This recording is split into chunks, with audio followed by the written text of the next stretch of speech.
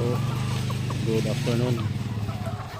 Ayan, harvest time na naman po tayo ng ating mga itlog ng ating mga alaga.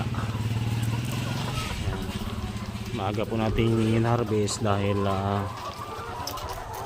tinutuka po nila, binubutas. Kaya ginagawa natin alas 3 pa lang ay kinukuha na po natin yung kanilang mga itlog para hindi po matuka.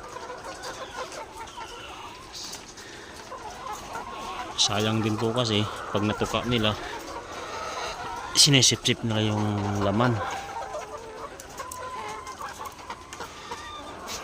Nasa ano na sila, nasa 82% na po na egg production nila.